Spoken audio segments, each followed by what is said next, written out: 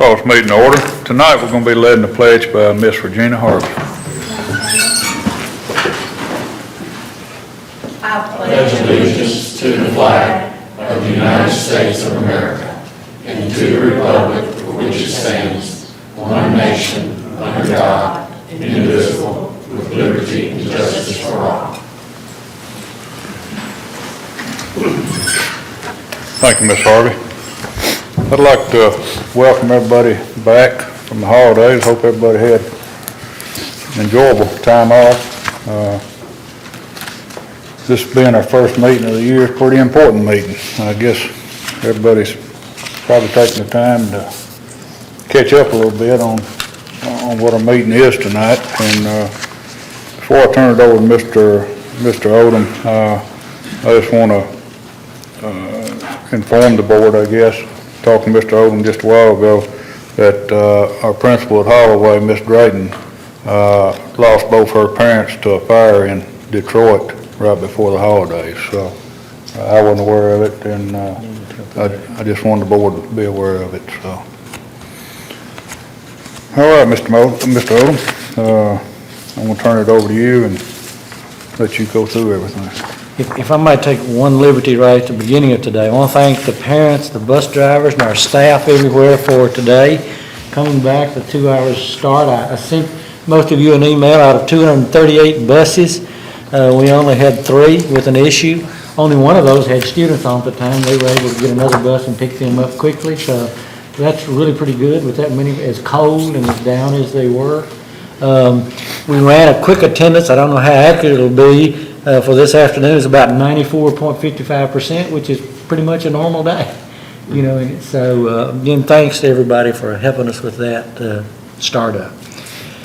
Okay, looking at our tonight, looking at differentiated pay plan. I want to begin, if I could. I'm going to step up to the podium if I can, and we're going to review just very, very briefly a few slides. You have a copy of that. These are some slides that we kind of made some changes in from the previous presentation we had.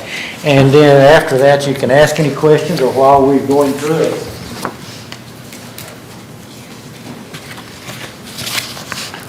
While we're going through it, you can ask any questions you would like, and then Jeff has a recommended motion, which you also have a copy of.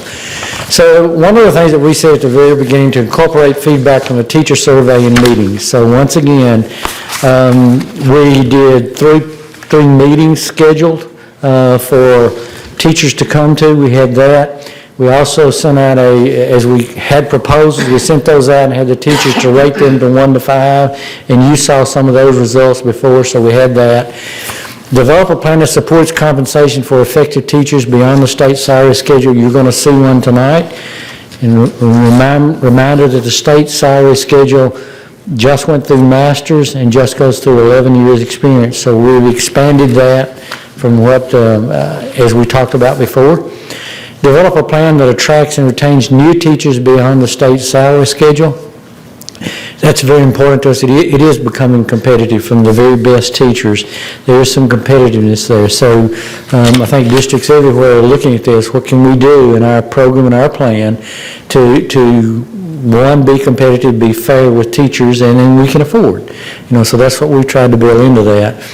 And then the other big thing, one of the things that makes it a differentiated pay plan, initiate compensation for duties and responsibilities that impact student performance, because that is why we exist, the learning of the students. So I think we've built much of that. So let's look at some of the changes in red, and you can kind of see some of these are some others that we, as a reminder to you.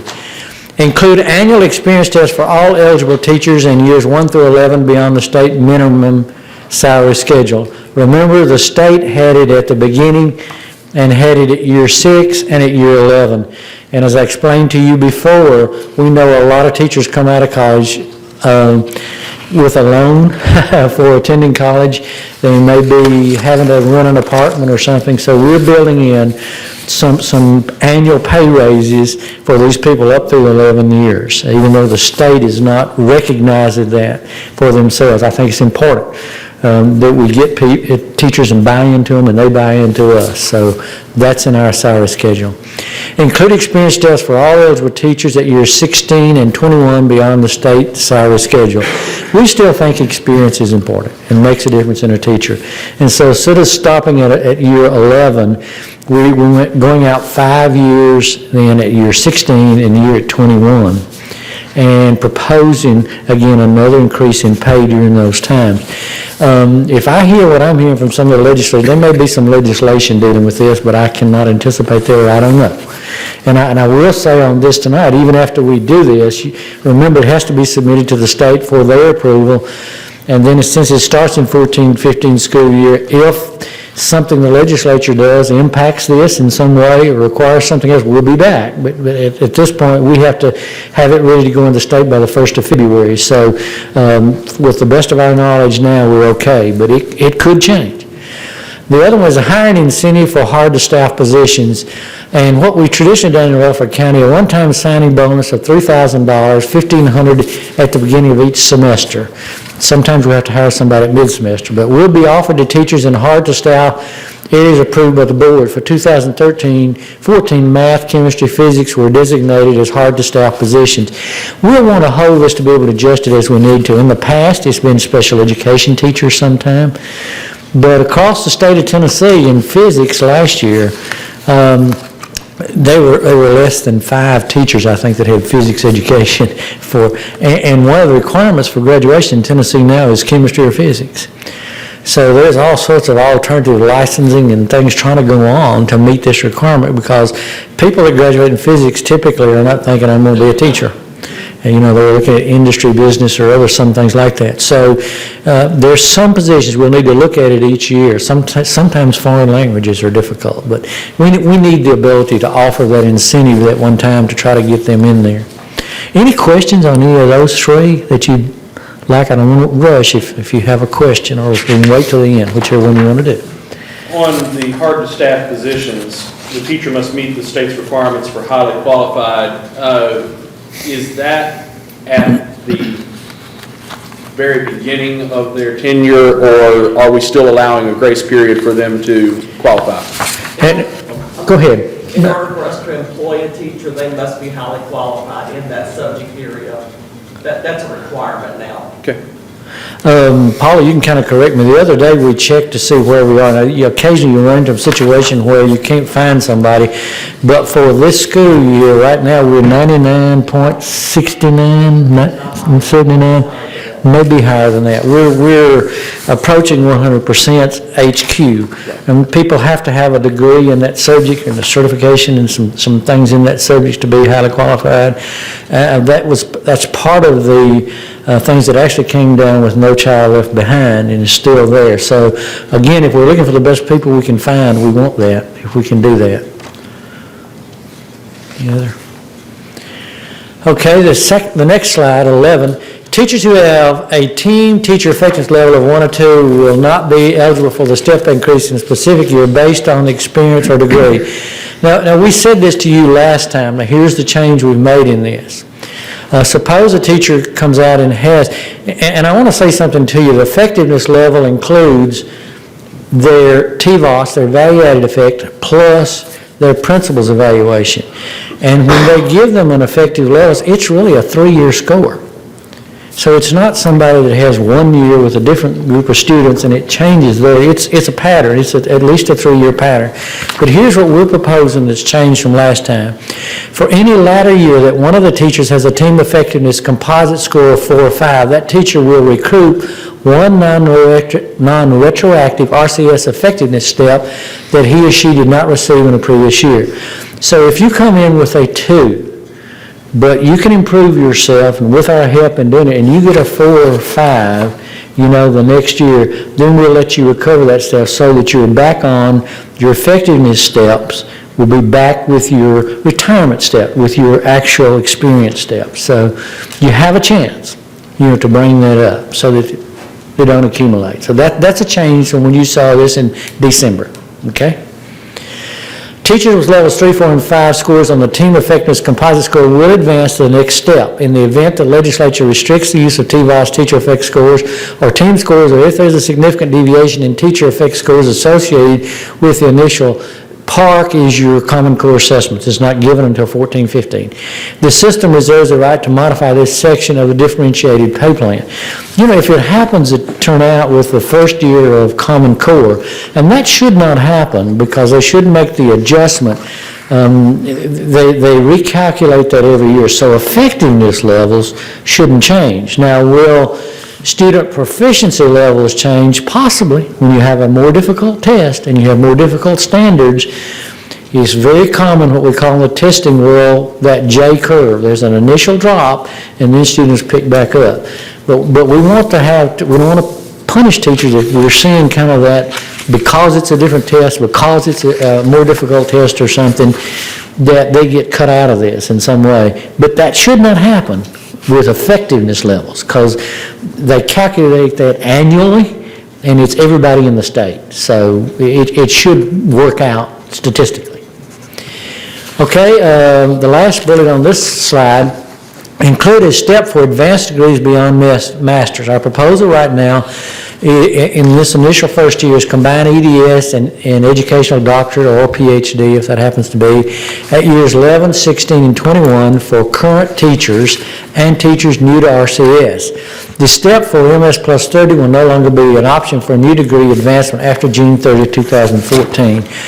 And we've got some things that's going to show up in the motion about people that are already working on this degree and started on it this fall, so that we don't cut them off at the knees, as we say, that they'll have the time to finish this up, you know, to go ahead and complete that degree. But whereas the state stopped with masters, we also think advanced degrees can make a difference in teachers and their performance. So Rutherford County is willing to step out and do that, and we'll see you more details. Any question on one of these three right now? We can go back if we need to, or any of the other slides. Yes, sir. Are we aware of a hue and cry from the universities across the state, because this really impedes their ability to, the state plan really impedes their ability to attract. They are concerned, let me put it that way, very much concerned. You would think that they would be screaming as loud as we are about, you know, inhibiting our professionals from advancing their careers. They are concerned, and of course students, and the thing about this differentiated pay plan, you literally, if we got 136 school districts, we may have 136 plans in the state. And because Rutherford County is recognized it, we've already seen some from other districts that are not doing anything above the masters. So it varies from place to place, what they're doing, and that's one thing that happens when you separate yourself and you don't have the state guiding it and being the directive, but they are concerned. I don't think they know what to do yet. Will the legislature, my guess is they're probably working a little bit on the side with legislators too, about that concern, and that's why I say you're likely to see some things that start occurring in the legislature, but I don't know what they are. Yes, sir. Grandfather current, and here is kind of what's going to go with the last one I talked about. Will grandfather current employees who are actively enrolled no later than this fall, August to December 2013, in taking classes toward that EDS or that educational doctorate or PhD with a program completion date, we're going to give them till August of 2016. So that gives them a couple of more years to finish it up. Very often somebody teaching, it may take them 3 years or so to get through their program. So we're going to give them an opportunity to, if they've already enrolled. Again, we're not going to make a change for the MS plus 30. That would end after 2014. And I told you before, one of the reasons we looked at MS plus 30, the state had recognized in the past, they do not anymore. We really want people to not get just 30 hours above a master's, but we want it in the area they're teaching or something that directly relates to their employment and their job. And if you go to the EDS or the educational doctorate or something, it will be in an area that connects with that. So that's the purpose of that. MTSU has, one with their educational doctorate that deals with curriculum, also in that leadership and curriculum. So that's certainly within the bounds of what they would use. And we'll be asking them to give us the proof of this, with a letter from the university and that information. The other one, which was one of the big changes for us in Rutherford County, and you heard part of the presentation from Mr. Duke here and Mr. Zago about that, began to address additional duties and responsibilities that focus on student performance outcome. The focus for 2014-15, which the state is calling RTI Squared, coaches will begin full implementation of the state-mandated RTI Square framework. Remember, RTI Squared is really for all students, but it is being used, or will be used, starting in July of this year, 14. It will be used as part of the process for determining learning disabilities for students. And so what that involves is intensive interventions, which you saw, I think, on the earlier performance. And you track, as you do these interventions, what growth, are you seeing growth with these interventions that should make a difference in student performance? And if they're not growing like they should with this extra interventions, they may be a truly learning disabled student. So it makes sense. I think this is thought out. This is not new to Tennessee. It's been done in other places in the country. I honestly like this better than I do the one standard deviation away from your IQ or something like this, because this really encourages schools and everybody else to pick up students much quicker so that they do not. We have interventions in place, pick it up when you start doing it.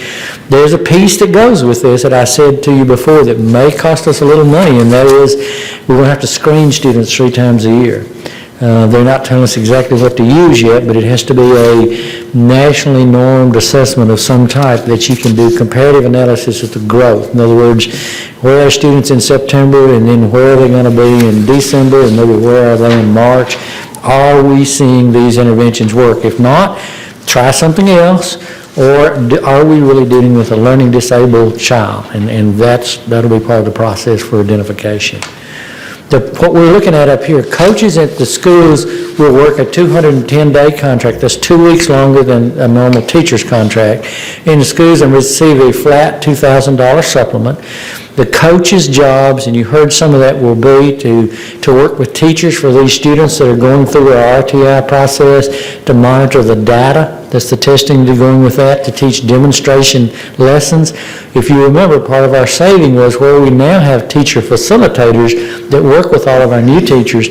In essence, one of the things this person will be in the school there every day, working with teachers and following these students around to see, what strategies are being used and that sort of thing. I think it's a much stronger plan even than what we've had in the past.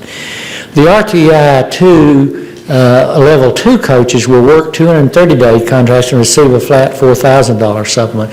That's basically the ones that will work directly. Mr. Duke will oversee some with the principals on the ones with the 2,210-day contract. But the ones that will work directly under him, the Level 2, basically you're looking at somebody to handle your K-5, your middle areas, and your high school areas. And they will work with all the others. Folks, we have, the 46 schools, and so it's trying to begin to divide some of that load up and meet with them and train and deal with that. So again, these people will be useful to us to help take some of that burden off the teachers in the classroom.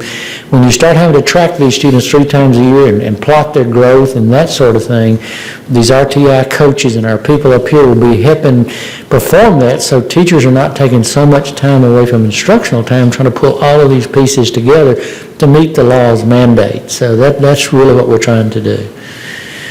Additional salary schedule considerations such as performance levels and attendance can be incorporated, and our recommendation is to review these and other considerations in subsequent years based on funding, legislative action, Tennessee Department of Education requirements, focused on our school system priorities and a competitive salary structure. Now, we've seen some things that's in there from other places. Our recommendation to you tonight is we kind of want to go with this plan, and y'all are welcome to make any changes or things you want, but there's some unknowns, and in the first year, that we would like to see how it works. Since it's a differentiated pay plan, you kind of have to visit it every year. If we see things that's not working, we'll change. If we see something we need to add to it to make it work better, then we'll have the ability to come back and do that. But try not to make it so terribly complicated in the first year, but get in the things that we think that will be most effective for Rutherford County schools. Now, any other questions? And I'll ask Paula and Jeff if we want to. Jeff has the motion and the pieces of it, which explain in a little bit more detail. The next slide was the state salary base, but we don't know exactly what that'll be until the legislature finishes this time.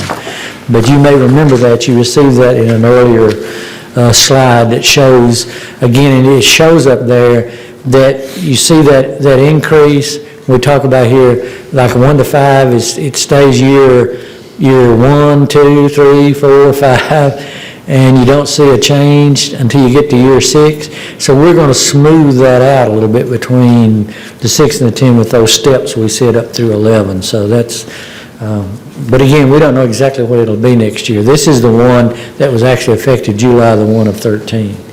But that's taking what the state says do and apply it to where we are right now. Again, it'll be different in 14. Mr. Odom? Yes, sir.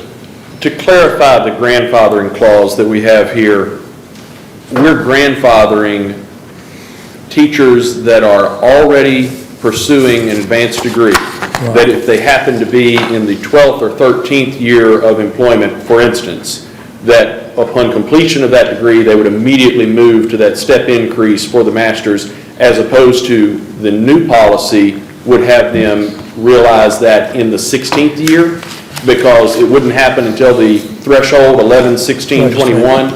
Is that accurate, or? You want to cover that? The grandfathering is more, we will have our old doctorate, our old EDS lane. And the people who are currently enrolled and complete by that August of 2016 timeframe will move, say, from a master's to our old EDS or our old doctorate. What if somebody finishes this spring, Jeff? Answer that. They'd move next year. Okay. Now, that's what Yeah. you were. Okay, Yeah. and in the new policy, if they started their pursuit of that degree in the fall, and they happen to have 12 years of experience, they completed it in their 14th year, when would they move? They would move when they completed it, and they would be on their 14th year and stay in that 14th year. They would move to that new EDS/EDD lane. Would they move to the because new- it says includes a step advanced degree from beyond masters at years 11, 16, and 21. So Right. they don't have 16, would they advance to the 11-year threshold? Yes. Okay. Yeah, So they'd though they advance. may be in 14, they would advance to the 11-year Yeah. advance. Years transfer across laterally. Okay, all right. Right now, we do not have an increase in for years 12, 13, 14, 15, so Right. that's why they would be at that level. But you'd get it as soon as you got your degree, based upon where you are in that. And we do have some transitional raises built in those years because I started with a salary schedule as it is and, tried to look at, okay, what is a fair raise, or, we couldn't just do away, we're not going to have the money to fix everything, make it a tier at 11, one at 16, another at 21, but we will move toward that in the next several years. That was an estimated for 14, 15, again, not knowing exactly what the state's going to Right. do, but Yeah.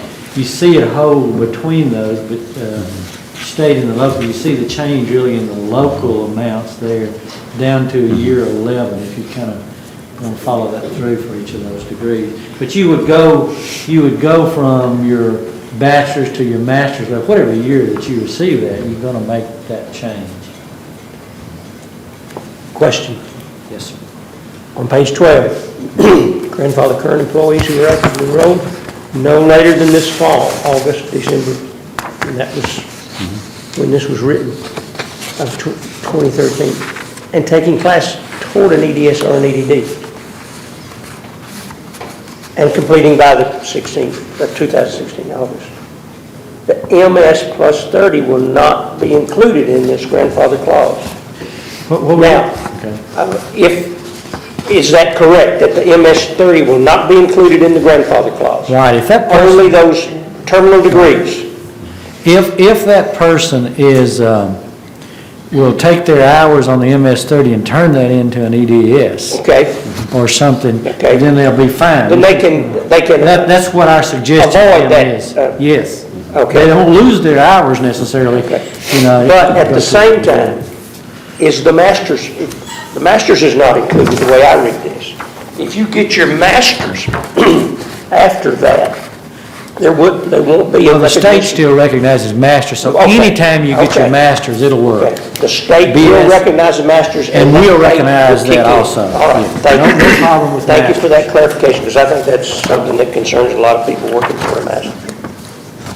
This term that the state has used, revenue neutral, is that correct? They did use the term with us that your plan should be as revenue neutral as you can make it. I mean, of course, the governor has, and I'll say this on the front end, because I even got an email from the commissioner, we're not getting less state money at this point in time. In other words, the money that you get for salary, they're not going to give you less next year, you know, in dealing with that. You may get a little more depending on what the legislature does, an increase in that.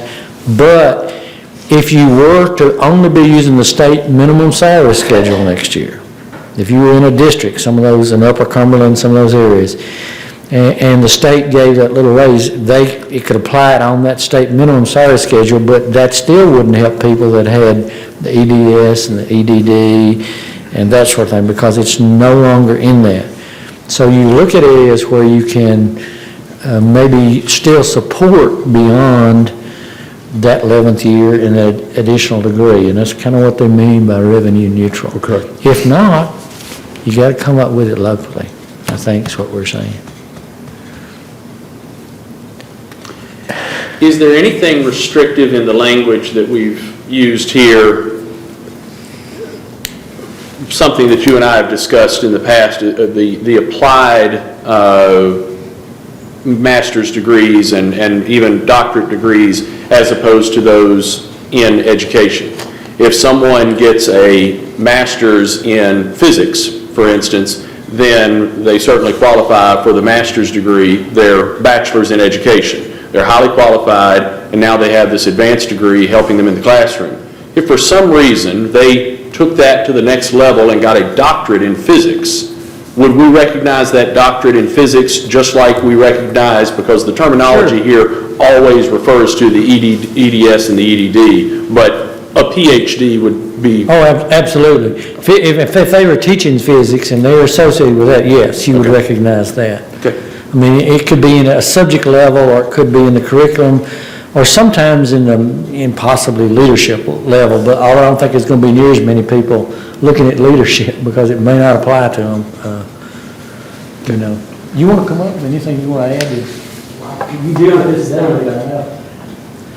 If I could go back to Mr. Blair, just wanting to clarify, and we've talked about this earlier, our proposal is not revenue neutral. It assumes that everyone says we will be getting additional money from the state this year for teacher pay, and these pay levels we've shown on the salary schedule, I've made some assumptions on what that will be. That's what this is. Right.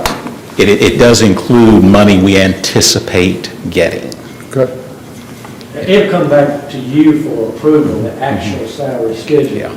But to help you and to help teachers see that it's not totally stagnant, we try to build in some anticipated change. Could be higher, could be a little lower. I think I said to you, the governor said he wants to be one of the fastest growing in teacher salary. He didn't say the highest paid teacher, he said fastest growing. So Tennessee has been very fortunate, and I compliment the legislators the other night, and I compliment the governor. Even while the economy was turning down across the nation, they were dropping educational funding. Tennessee didn't do that. They kept it and actually increased a little. So there was some 1% raises and some things like that going on that actually came through. And actually, I think it's Patrick Smith, that I was on the BEP State Committee, and he made the statement, we very well may already be one of the fastest growing in salaries. Didn't say highest paid, but while other states were turning down, we were having some minimal step increases. So it just depends on how you measure that term. Mr. Odom, Mr. Stanley, do we have an idea of how much extra it's going to cost our district for the teachers, you know, the new levels and all that? It shouldn't cost. I think with, as long as we are able to allocate whatever state increase, and we have to have a little match on any of that, that should be enough money to cover this. So it's money that could have been used differently if we just applied it to our old salary schedule, but it should be in the range of the same amount. We tried to stay close to that revenue neutral situation. Of course, you save a little bit where we used to go through 25 years each year and up. There's a little bit of savings there that's applied to some of these others to try to make it work. But again, even though you're not getting less money initially, we do not know, we don't have that crystal ball to say what's going to happen each year, you know, or what change might be. But we're not anticipating this first year, we're going to need to go to the commission and say, because of this, we're going to need all these extra monies. I don't see that happening right now. When you get money from the state, when we get money from the state, is it specific, the use is specific to these areas that we have listed on the blue sheet? Most parts of the BEP are not specific, but money that is designated for teacher raises and benefits is specific. So you know where that's going before you get the money we may not allocated, and then you try to match. We may not know, like last year, we did an across-the-board raise because we had that hefty, 2 years in a row of hefty insurance increases. Last year, they made some major exceptions. We did not have to do that, but some years the directive, or just by the nature of the funding formula, more of it may go to insurance or more of it to raises than others. The issue you face, Mr. Eek says we do the budget this year and all, we also try to take care of our classified employees, and the state typically doesn't send money for them.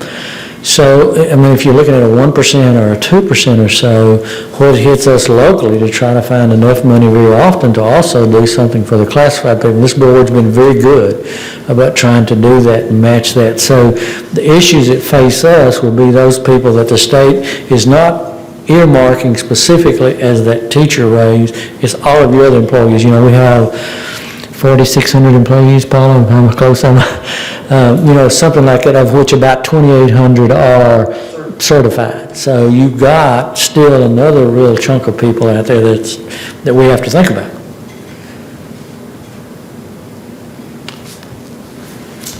I don't want to prematurely move away from getting clarification on issues to discussion, but, you know, at some point we're going to go to a motion and those kind of things. And before we go there, I just wanted to say that I really think that the manner in which we have been able to include the level 1 or 2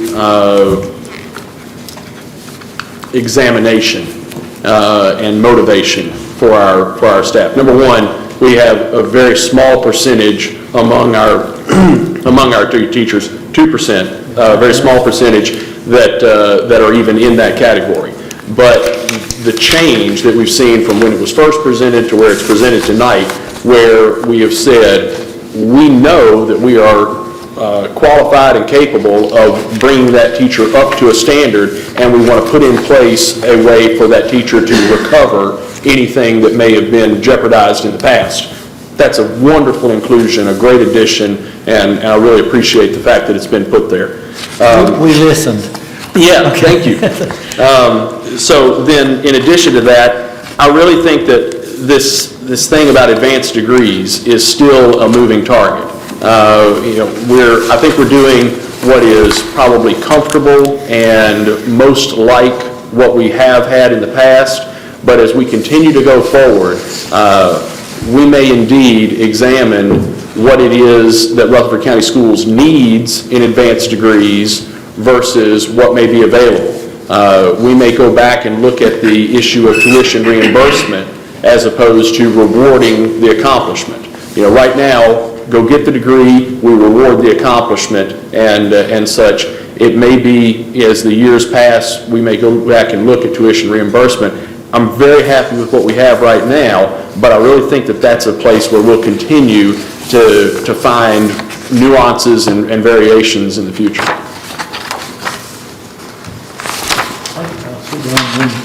You may want to sit and look at part of the motion.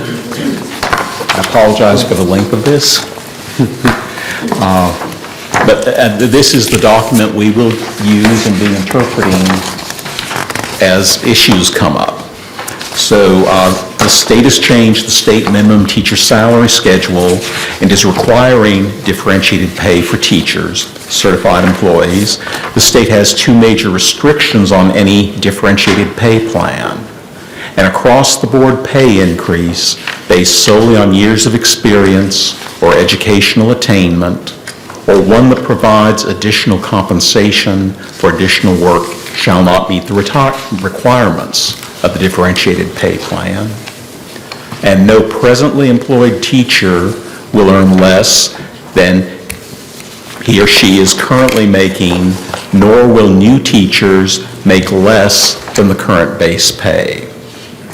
And Mr. Odom and staff have prepared the following Rutherford County differentiated pay plan with an alternative salary schedule for the 2014-15 school year because of these state changes. And this is, there's a form from the state, we will be summarizing and presenting it on that form. Short term, these state changes should not affect our teacher funding. However, the intermediate and long-term impact on BEP teacher funding is unknown. The new state minimum salary schedule had one immediate effect on our 2013-14 budget. It shifted 5.5% of the budgeted teacher pay attributable to the state portion of the salary schedule to our local supplement. That is why we have a concern in the longer run. This shift and dropping the state salary schedule to two lanes, two levels, bachelor's and then master's and advanced degrees, and fewer steps may well put downward pressure on state funding for teachers. The first year of our plan will have three different types of differentiation. Teachers with level 1 and level 2 scores on the team effectiveness composite score will not advance to the next step. For any later year that one of these teachers has a team effectiveness composite score of 4 or 5, that teacher will recoup one non-retroactive RCS effectiveness step that she did not receive in a previous year.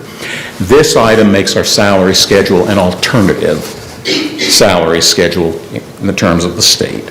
What that means is that it probably has to go to the State Board of Education for approval. Yeah. Teachers with level 3, 4, and 5 scores on the team effectiveness composite score will advance to the next step. In the event that the legislature restricts the use of TVAS, teacher effect scores, or team scores, or if there's a significant deviation in the teacher effect scores associated with the initial PARC assessment, the system reserves the right to modify this section of the differentiated pay plan.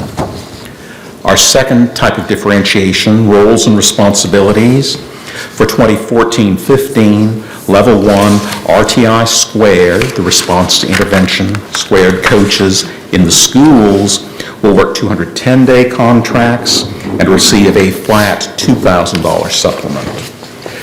Level 2 RTI squared coaches will work 230-day contracts and receive a flat $4,000 supplement. Other pay for roles and responsibilities may be added later.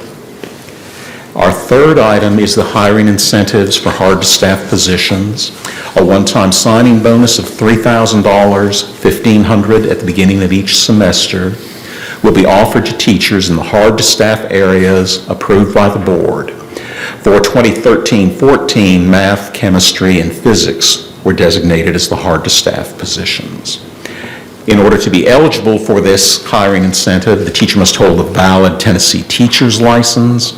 The teacher must be either new to Rutherford County Schools or a teacher in our school system who is not currently teaching a hard-to-staff area. And the teacher must meet the state's requirement for highly qualified. In future years, Rutherford County will probably be examining other forms of differentiated pay. Decisions at the state level and teacher pay in neighboring systems will influence our future direction. Do you want to say anything on that, Mr. Jones? Well, I mean, what we're saying there, we're gonna have to look at it every year, Yeah. basically, to see. I mean, how are we competing? Because we don't know what they're gonna pay in Wilson County, Williamson County, that sort of thing. And so, it's, whereas before you had that state structure that everybody kind of went by, you could add a little to it, but you had the state structure. Gone is the state structure. Yeah. So again, we're trying to get the state board to give us enough leeway in what we're writing here that we know we may have to adjust and not have to go back to them with some nuance in change that you might have to do.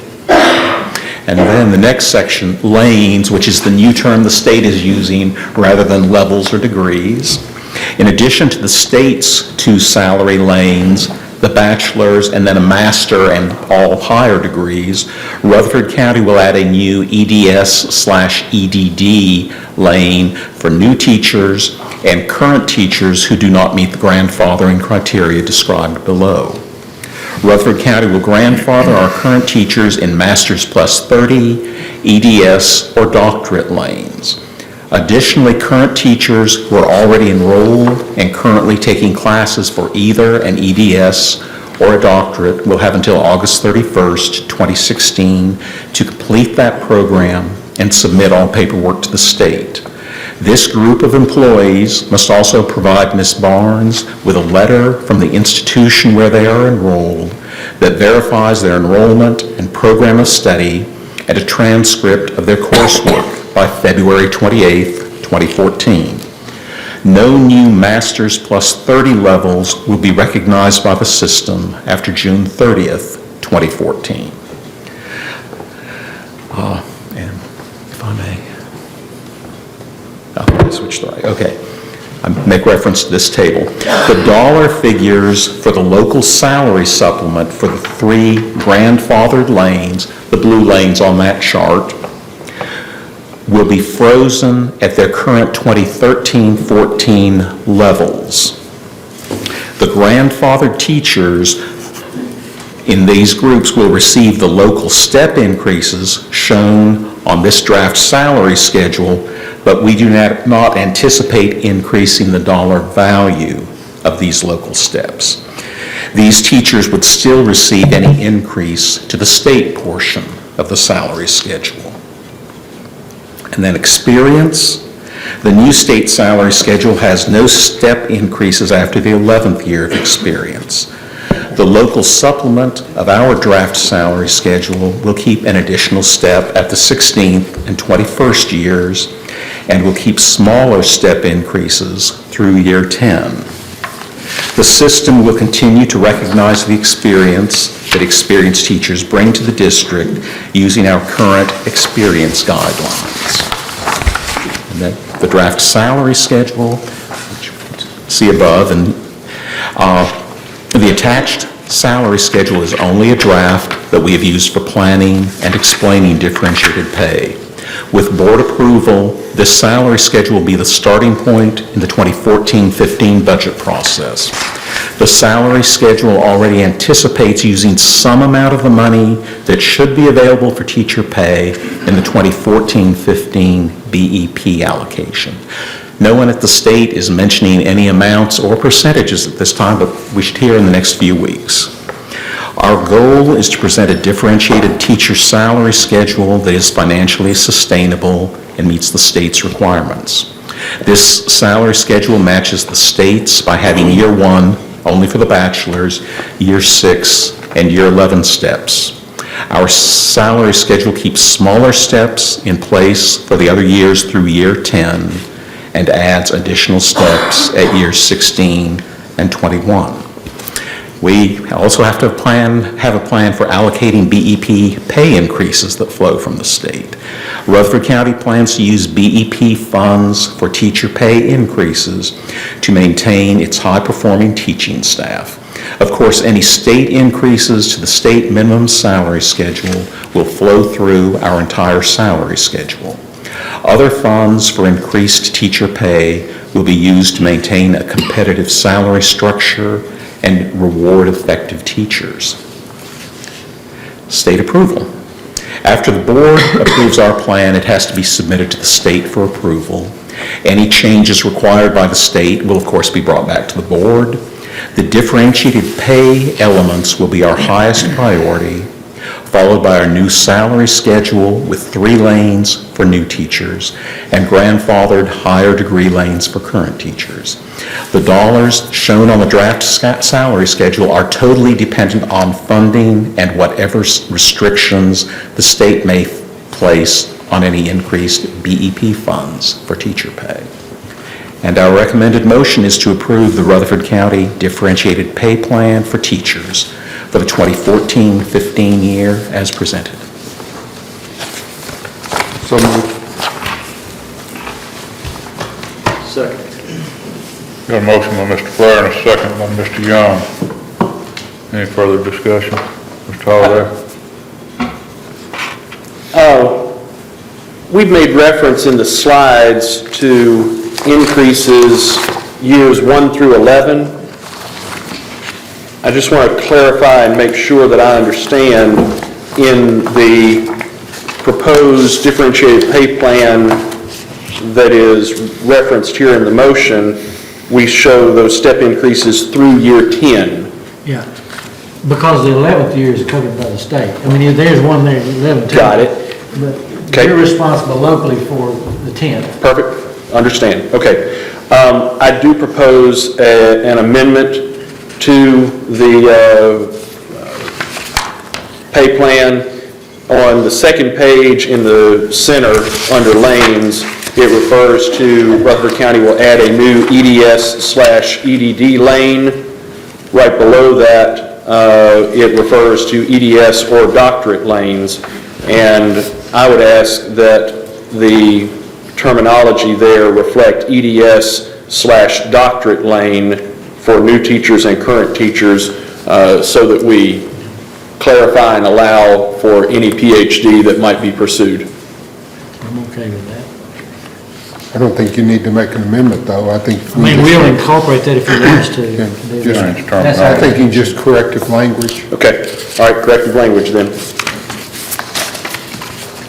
Everybody good with that? Anybody else? Well, I would like to, and right under what Mr. Holliday talked about, it has the words from Ms. Barnes.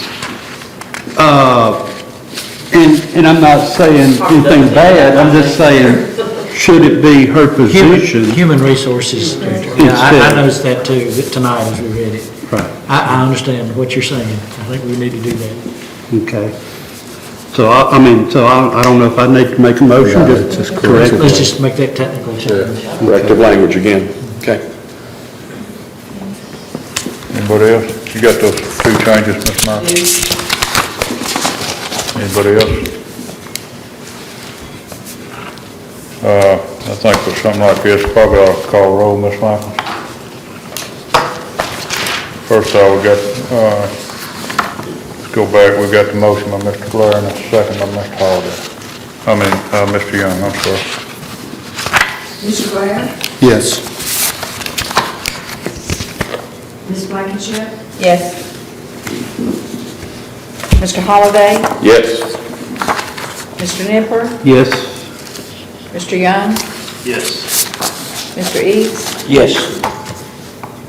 Mr. Hodge? Yes. Motion carries. All right, anything else? Well, I think this is the first time I've ever voted on something that we passed, that we just wasn't sure, where it would go from here. This is an unusual vote for us. Usually, we're making a decision and the decision moves forward, but in this case, we're going to a higher authority, and that's just, I really wish they would continue to allow the local boards to have this authority, so, but there is change. Anybody else? I'd like to just make a general comment. I appreciate the work Mr. Oderman, all the staff that put into this. I know they put an awful lot of work into it, and I personally want to just thank each of you for the time and everything you spent on it. Because I know a great deal of thought's gone into it. And I appreciate the surveys and going to our professional educators and asking their opinion. In this case, the boots on the ground had the opportunity to share their thoughts, and I appreciate you going to that effort. A good reflection is we don't have a lot of teachers sitting in the audience tonight, so you did a good job. Anybody else? Nothing else, we're adjourned.